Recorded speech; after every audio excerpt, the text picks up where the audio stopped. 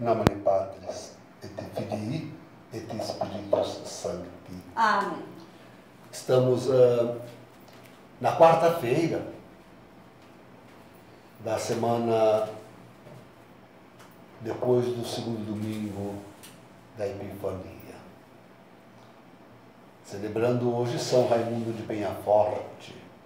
Ele é essas coisas assim, bem modernos hoje. A gente não se aprofunda na vida de santos, não dá bola, não grava. Eu não gravo nada dessas coisas, né? Impressionante. Mas ele é padroeiro, ele é dos canonistas. Tá? Eu sou canonista. Ah, meu Deus. Então, mas e de fato a ciência canônica hoje é de suma importância. Vejam, queridos, eu em Roma morava na casa brasileira, no colégio brasileiro.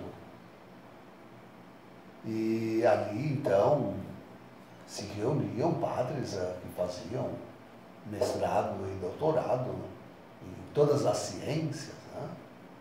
E tinha amigos, bons amigos, que faziam exegese, que faziam teologia, que faziam uma liturgia, enfim, né? E nunca me marcou isso. A gente não pensa por si mesmo essas coisas, né? Então um dia um colega me disse, me olhou, por causa das nossas conversas à mesa e tudo mais, então, ele disse, não, mas o senhor tem que entender que sendo canonista, vocês têm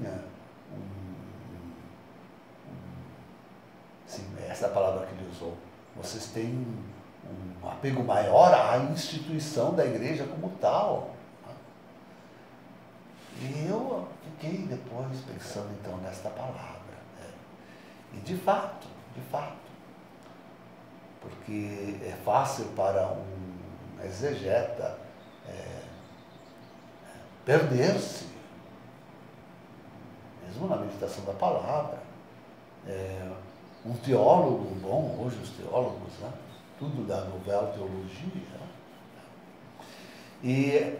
Mas o canonista é aquele que, sobretudo, medita a estrutura da instituição eclesiástica. Ele está centrado nisso, na instituição eclesiástica. É verdade, fazemos aqui um adendo, né? É verdade que nós, canonistas desta última cepa, nos formamos no Código de Direito Canônico de 1983, que reproduz juridicamente o Concílio do Vaticano II.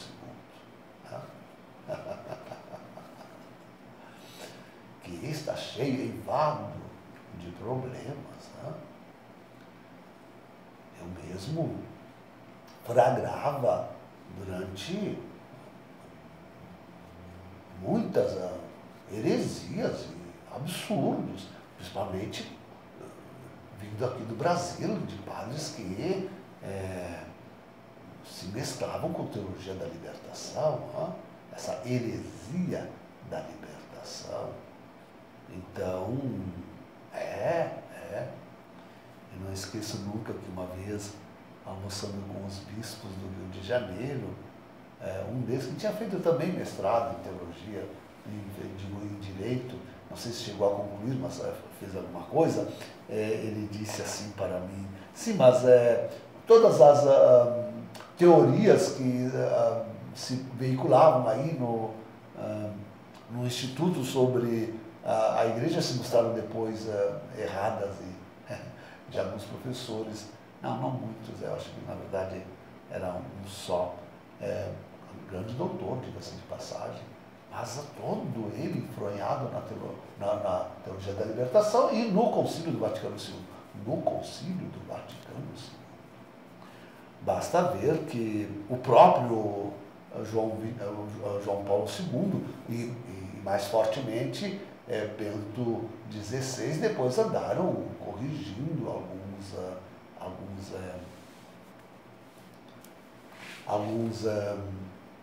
cânones do código. Então, de qualquer forma, reproduz, né, o Vaticano II, que na verdade não tem heresia formal. Esse é o ponto. O Vaticano II não tem heresia formal. Mas apresenta esta estrutura da Igreja que, sejamos francos e sinceros, propicia essa entrada, esse caráter oficial de modernidade, que devia ser antes combatido e barrado na Igreja. Devia ser combatido e barrado, como tinha sido pelos últimos pontífices antes do bondoso João XXIII. Bondoso. Bom para suas negas, né? Porque, desculpe, né? Para a Igreja. Então, quando eu digo isso, penso, por exemplo, na bondade deste Papa, que era firo-maçônico. Isso não é bondade. Né? Na bondade desse Papa que incentivava, acudia e não reprimiu, não repreendeu a experiência dos padres operários em Paris, que afinal redundou no que redundou. Né? E assim por diante, tantas outras aberrações e experiências que se fizeram para modernizar a Igreja, adequá-la aos tempos modernos, né? E que redundou em tanta coisa ruim. Tantas experiências falhas, superadas hoje já. Né? Então, por mais que os padres modernos tentem ver, às vezes, com bons olhos, aquilo que realmente não. Então, queridos, sim, Raimundo de Penaforte é um homem assim da estrutura da Igreja e nessa nós, canonistas, apesar de toda a modernidade ainda. Eu digo isso, sobretudo, para chamar a atenção aos doutores em direito canônico, que eu vejo tão pouco, eu vejo mesmo Burke, mesmo o cardeal Burke, que eu vejo tão poucos realmente se dando conta daquilo que está sofrendo justamente a estrutura da Igreja, sob as mãos deste ímpio antipapa e falso profeta de Apocalipse 13, 11 e seguintes, Jorge Mário Bergoglio. Então, mas que análise jurídica pode sofrer, por exemplo, a capitulação que, com Parolinha, este homem faz da igreja chinesa, por exemplo. Né? Ou que pode-se dizer daquilo que ele faz com os religiosos, especialmente aqueles de clausura, ou que ele tem feito na Igreja Universal, quando essa sinodalidade. E estas obras, essas obras mal feitas no sínodo, que nós vimos ele operando, hein? Mas isso é um escândalo para um canonista. Né? Ele faz as leis, ele mesmo as burla. Né? Mas as burlas, sim, por debaixo da cortina, por debaixo dos panos, por subterfúgios, Então, não é que haja as claras, né? É bem jesuíta, faz as coisas por trás, as escondidas. Mas o que diria um canonista do capítulo 8º de Amor e Letícia? Não é possível que um canonista leia o capítulo 8º de Amor e Letícia sem descobrir ali, sem ver ali. Tudo quanto é tipo de heresia, o cisma cisma documentado. Né? Mas são inúmeras, não dá para dizer tudo numa só vez aí. Né? Se, de uma forma, devemos dizer que, não tendo havido heresia formal, seja no Concílio do Vaticano II, seja nos papas que vieram depois do concílio, né? E vimos a luta que Paulo VI, apesar de toda o humanismo exacerbado, exagerado e errôneo deste pobre pontífice, não se pode dizer que ele não tenha feito um esforço muito grande, mesmo durante o Concílio do Vaticano II. Não fora ele, alguns capítulos iam realmente deformar a igreja. Né? Então, ele salva muitas vezes o próprio concílio. E mesmo depois, apesar de tudo que nós vimos ele fazendo em todo o âmbito, e na liturgia, mesmo na liturgia da igreja, essa missa de Paulo VI Bonini, que não obstante é válida, né? Conserva válida, apesar de sabermos de tudo aquilo. Quem lê, como eu li e tenho, quem lê o livro escrito pelo próprio Bonini, depois do seu exílio, que ele foi mandado para o Iraque como embaixador.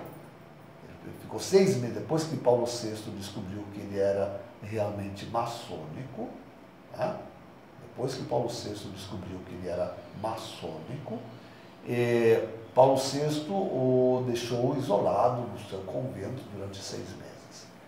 E depois desses 6 meses, mandou ele como representante da igreja para trabalhar num desses países. Né? Então, lá escreve Bonini um livro para defender-se, para se defender.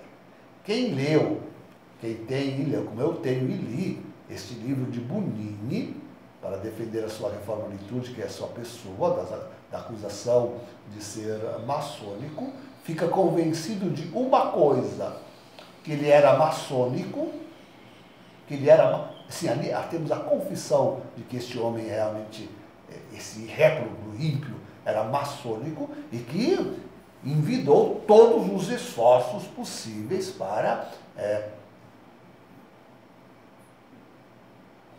a sua missão maçônica em deformar a liturgia católica tivesse assento nesta missa, em toda a liturgia, enfim,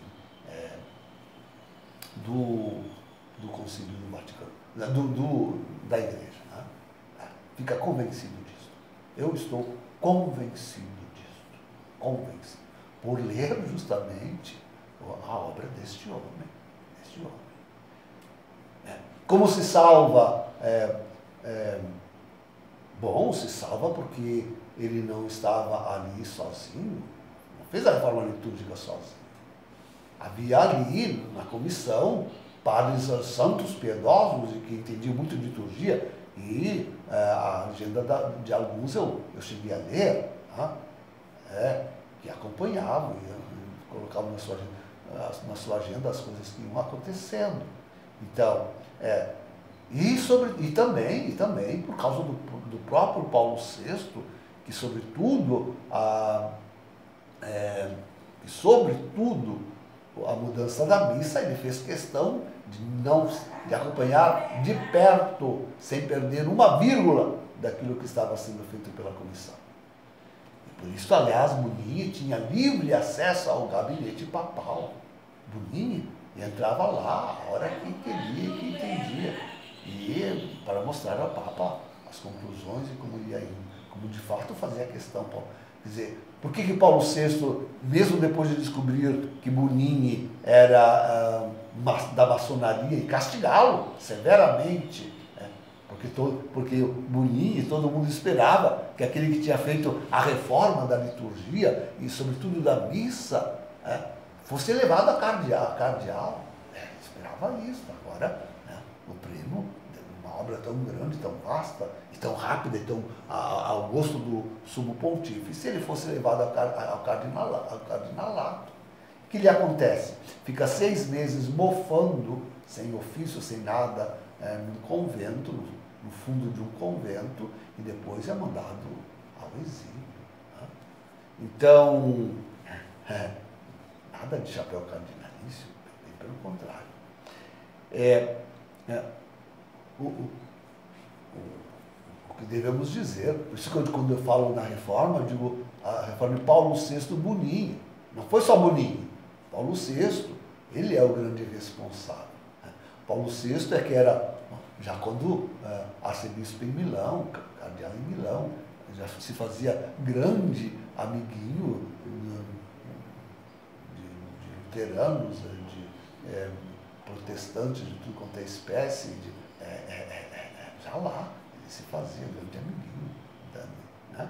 Então, foi ele que recebe todos esses observadores no Concílio Vaticano II, enfim, e vai adiante. Então, quer dizer, ele conserva a reforma de Boninho, porque aquela reforma era também sua, era sobretudo sua, tinha sido acompanhada passo a passo por ele pessoalmente. Mas a missa não obstante, é válida. Né? Ali acontece a transubstanciação. Isso tem que se dizer, queridos. Ó. Esses velhos bispos, formados não na novela teologia, mas na escolástica, que fizeram o Concílio do Vaticano II e que acompanharam a mudança da liturgia, né? Monsenhor Lefebvre, entre eles, né? Castro Maier, aqui no Brasil, entre estes. Né? Estes bispos do mundo inteiro que estavam se modernizando no seu coração e por isso fizeram e aceitaram tanta coisa. Olha a observação que Hans King faz, que ele se surpreendeu de tanta coisa a passar pelos bispos, porque eles já eram modernos, diz ele. Porque eles já eram modernos, sim. Eles já estavam eivados de modernidade. É impossível não respirar este ar que nos circunda. Então, estes bispos, eles conservavam no seu coração o amor à igreja, querendo fazer aquilo que a igreja faz. Querendo fazer aquilo que a igreja faz. E quando celebravam a missa, antes, essa que hoje eu celebro, a de Pio V, e depois, quando celebravam a missa de Paulo VI Boninho, continuavam querendo fazer aquilo que a igreja faz. Inclusive, e com certeza, acreditando e querendo fazer a transubstanciação, a presença, o sacrifício, oferecer o sacrifício da Santa Missa. Sobre isso eu tenho uma meditação tão bela. Acho que eu faço ela quando falo sobre o Vaticano II, num dos vídeos que gravei aí.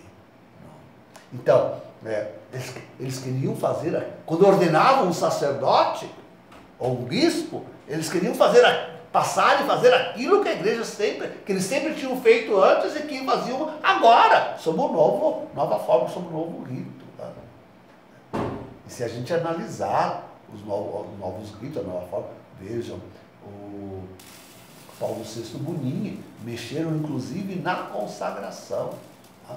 Eu falo sobre isso de forma muito precisa, muito precisa. Mexeram inclusive na consagração. Hoc est in corpus meum, direi eu daqui a pouco, usando a fórmula Vertus Ordo. Hoc est in corpus meum. No Novus Ordo, quando rezava eu durante mais de 30 anos a missa, dizia eu, em português, mas dizia eu, Hoc est in corpus meum, qui pro vobis tradetur, que será entregue por vós. Qui pro vobis tradetur. É uma acrescentação, né? Que tem uma cilada, todo um perigo, inclusive de trair a liturgia e não fazer mais aquilo que acontecia no Calvário. E abolir com o sacrifício. E isso significa tornar inválida a Santa Missa. Mas não naqueles que como eu, eram formados para realizar o santo sacrifício. E queriam fazer aquilo que a Santa Igreja faz quando reza a missa. Não, aí não tinha entidade suficiente. Terá entidade suficiente a missa que não deve ser chamada de missa, essa coisa ecumênica que agora querem, que dizem que está meio que pronta lá no Vaticano, né? Essa de Bergoglio. Né? Aí sim não acontecerá mais a transubstanciação, não se fará mais aquilo que a Igreja sempre quis fazer, né? Que é rezar se fará aquilo que os luteranos chamam a consubstanciação, a consubstância, que não é válida, né? Aí é outra coisa, aí será outra, aí terá mudada a essência, a natureza. Mas que não se muda, não se mudou nesta missa, não se mudou na ordenação sacerdotal, não se mudou no batismo, não se mudou, nos sacramentos. Mas de fato foi levada a Igreja pela modernidade ao perigo que hoje, e durante esses 50 anos nós vivemos, ao perigo real que hoje, durante os 50 anos, nós vivemos aqui, descamba justamente para a grande apostasia, para a multidão de heresias que vivem estes homens, grandes teólogos como Walter Cáspero, teólogo de Francisco, e companhia limitada, o próprio Rahner,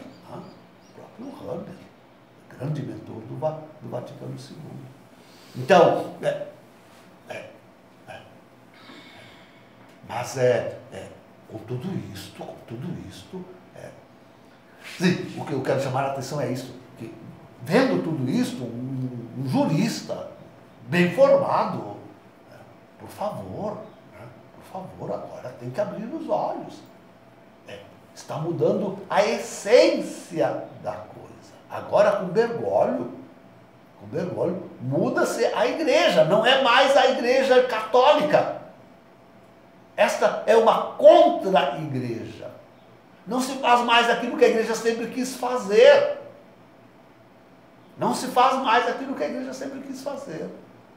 Se faz um ecumenismo que não é aquele que, afinal, no próprio concílio, a igreja definiu. Então, quer dizer, um canonista, ele tem que entender que a igreja não é mais a igreja não se conserva mais lá. As notas características da igreja que nós rezamos no credo, una, santa, católica e apostólica, não se conservam nesta contra-igreja de Bergoglio. Né? Não há que esperar, porque parece que isso que os canonistas fazem, não há que esperar uma mudança mais radical. Não há que esperar uma mudança mais radical do que aquela operada em Amor e Letícia. Aquela operada aí na sinodalidade da igreja. E tudo aquilo que esse homem tem dito e feito. Não há mais que esperar. Para que esperar coisas mais graves? Não há necessidade.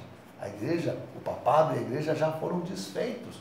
Um canonista tem que se dar conta para honrar o título, para honrar o seu estudo.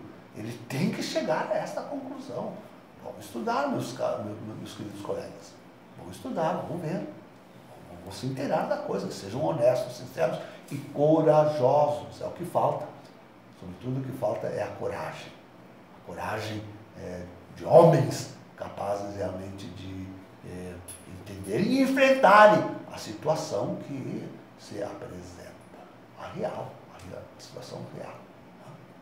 Então, honrar aqueles nossos predecessores, honrar a nossa ciência.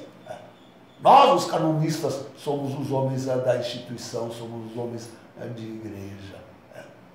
Se nós não dirigirmos a igreja, ela descamba, como aconteceu.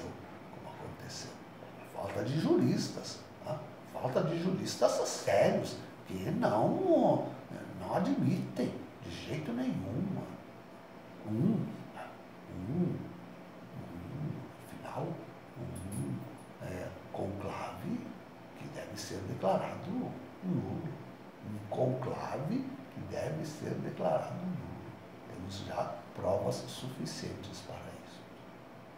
O canonista tem que ver essas coisas. Em nome do Pai, do Filho e do Espírito Santo. Amém.